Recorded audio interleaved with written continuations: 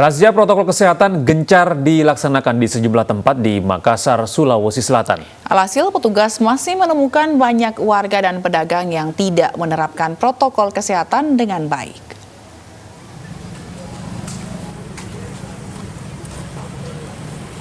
Meningkatnya angka penularan COVID-19 di Makassar, Sulawesi Selatan membuat aparat TNI dari Kodim 1408 BS Kodam 14 Hasanuddin kembali galakan razia protokol kesehatan di sejumlah lokasi warga berkerumun. Jaga faktor keamanan ya. Protokol COVID diperhatikan. Dari razia, petugas menemukan masih banyak warga dan pedagang kedapatan tidak menerapkan protokol kesehatan dengan baik. Warga dan pedagang yang kedapatan tidak memakai masker langsung diberi teguran lisan dan diberi masker secara gratis.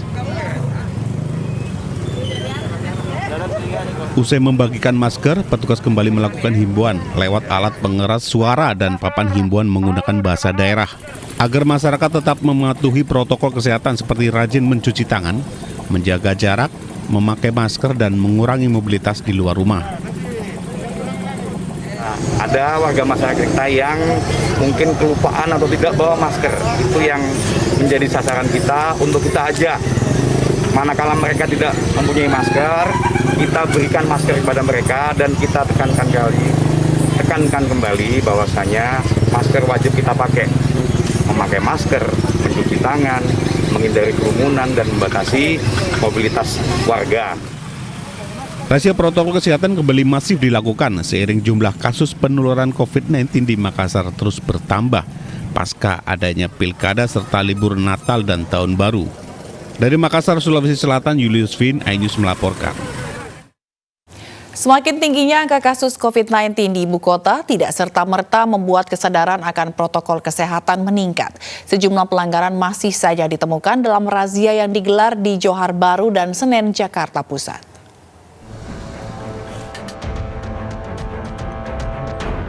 Petugas gabungan menggelar razia protokol kesehatan di Pasar Johar Baru, Jakarta Pusat. Pedagang serta juru parkir yang kedapatan tidak memakai masker diberi sanksi sosial serta didata. Mereka juga dibagikan masker secara gratis. Kita galakkan Jakarta bermasker, ya. Kita galakkan Jakarta bermasker sesuai dengan atas dari pimpinan untuk memberikan arahan dan petunjuk kepada masyarakat kita yang belum menggunakan masker. Kita bagikan kepada mereka, kemudian kita memberikan penjelasan kepada mereka bahwa situasi sekarang ini ya tidak sama seperti yang dulu. Penggunaan masker ini adalah wajib hukumnya sekarang kita laksanakan.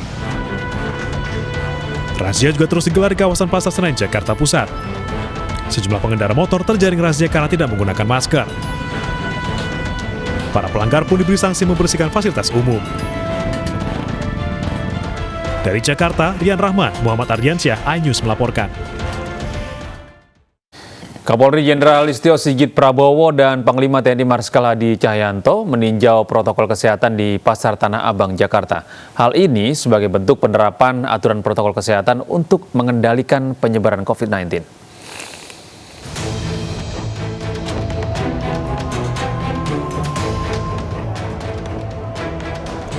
Kapolri Jenderal Listio Sigit Prabowo dan Panglima TNI Marskal Hadi Cahyanto meninjau Pasar Tanah Abang, Jakarta Pusat Minggu siang. Panglima dan Kapolri mengkampanyekan disiplin protokol kesehatan saat beraktivitas di luar rumah.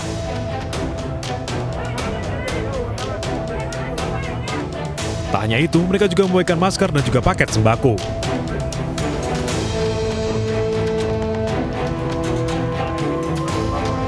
Mudah-mudahan penggunaan masker ini terus bisa dilaksanakan dan jangan sampai kendor, karena satu-satunya untuk terhindar terpapar COVID-19 diantaranya salah satunya adalah selalu menggunakan masker ketika beraktivitas di luar, termasuk menjaga jarak dan selalu mencuci tangan. Bahkan apa yang disampaikan oleh Bapak Panglima. Jadi saya mohon kepada rekan-rekan security terkait dengan masker yang dibagikan agar diberikan kepada seluruh pengunjung yang tidak menggunakan masker. Dan kemudian nanti rekan-rekan dari TNI dan Polri setiap hari akan memantau dan mempersiapkan masker. Selain di Pasar Tanah Abang, peninjauan juga dilakukan di Pasar Jatinegara, Jakarta Timur. Panglima dan Kapolri mendatangi sejumlah pedagang yang sedang berjualan. Untuk tetap kemudian silakan gunakan masker yang benar. Selain mensosialisasikan protokol kesehatan, kedua juga membagikan masker. Peninjauan ini dilakukan sebagai salah satu cara mengingatkan masyarakat agar tetap melakukan 3M di tengah kasus COVID-19 yang semakin tinggi. Dari Jakarta, tim liputan iNews melaporkan. Sementara itu, Presiden Joko Widodo mengakui penerapan kebijakan pemberlakuan pembatasan kegiatan masyarakat untuk menekan laju penularan COVID-19 ini tidak efektif. Hal itu disampaikan Jokowi dalam ratas yang digelar di Istana Kepresidenan Bogor pada Jumat lalu. Kita harus ngomong apa adanya, ini tidak efektif. Mobilitas juga masih tinggi karena kita memiliki indeks mobility-nya ada. Sehingga di beberapa provinsi COVID-nya tetap naik. Saya ingin Menko ajak sebanyak-banyaknya pakar epidemiolog. Sehingga dalam mendesain kebijakan itu betul-betul bisa lebih komprehensif. Yang kedua, menurut saya, hati-hati ini turun. Ada PPKM, ekonomi turun. Sebetulnya nggak apa-apa, asal COVID-nya juga turun. Tapi ini enggak. Menurut saya, coba dilihat lagi, tolong ini betul-betul dikalkulasi, betul-betul dihitung, sehingga kita mendapatkan sebuah formula yang memang formula standar itu nggak ada. Negara lain nggak ada, yang formula standar apa nggak ada. Yang benar, yang mana juga nggak ada. Yang lockdown pun kan juga eksponensial juga. Pemirsa, sebuah video viral di media sosial yang memperlihatkan hasil surat rapid antigen bebas COVID tanpa tes. Peristiwa tersebut terjadi di layanan drive-thru Terminal 3 Bandara Soekarno-Hatta, Tangerang.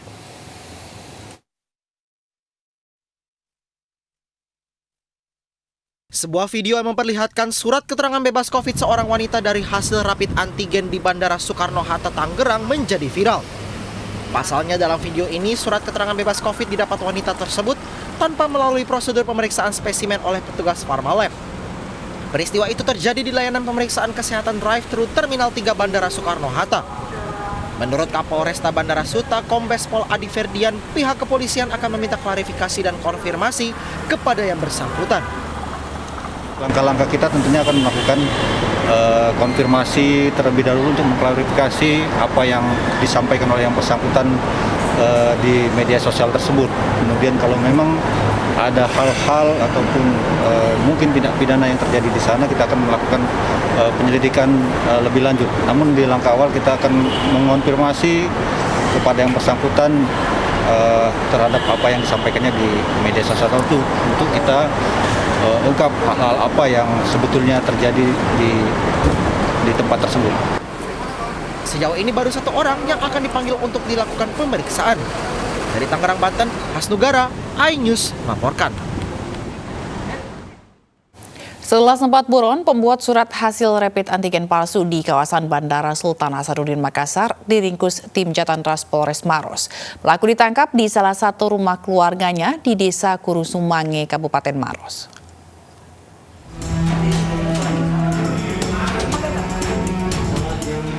AH, pembuat surat hasil rapid antigen palsu di Bandara Sultan Hasanuddin Makassar, diperiksa di posko Jatantras Polres Maros.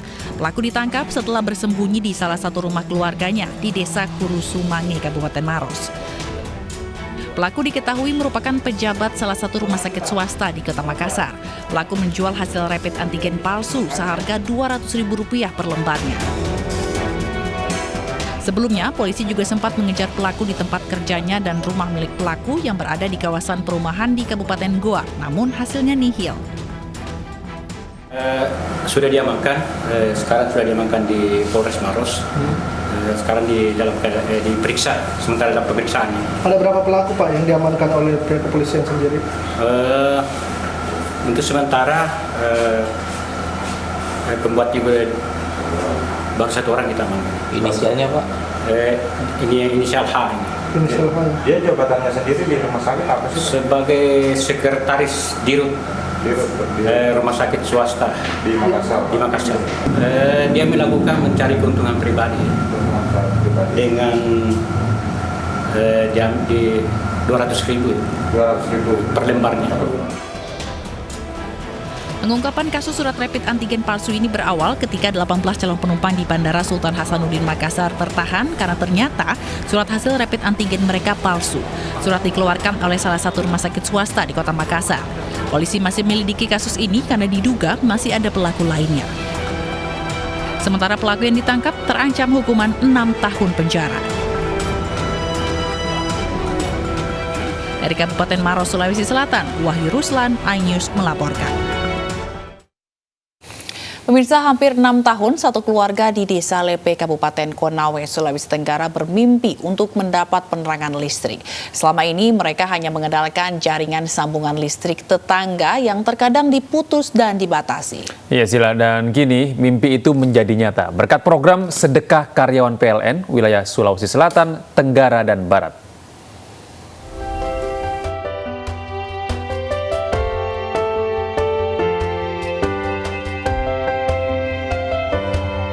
Sore itu tak seperti sore-sore lain bagi Erni dan keluarganya. Hari ini salah satu mimpinya terwujud.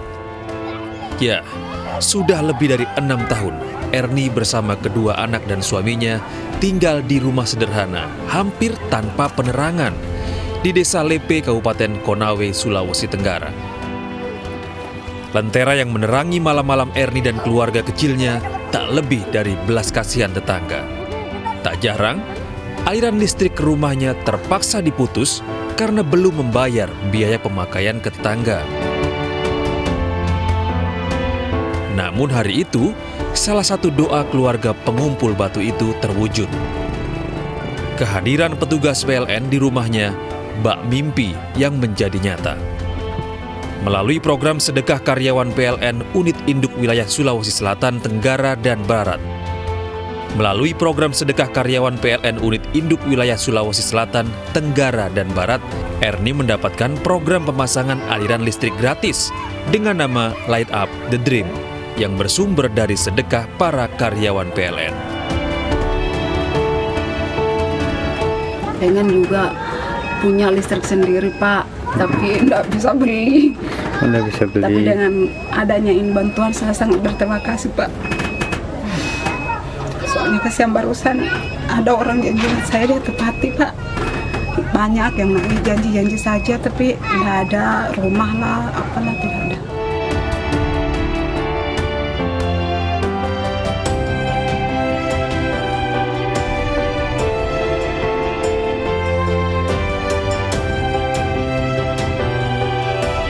Program ini program dari kantor wilayah kita, Unit Induk Suselabar, PLN Unit Induk Suselabar. Namanya programnya Light Up the Dream. Nah, ini program membantu masyarakat yang kurang mampu,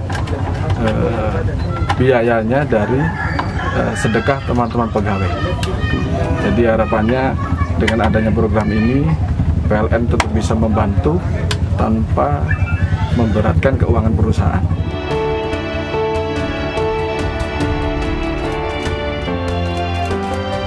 Ya, Sedekah Karyawan PLN ini telah menerangi mimpi kurang lebih 300 keluarga kurang mampu di Kota Kendari, Sulawesi Tenggara.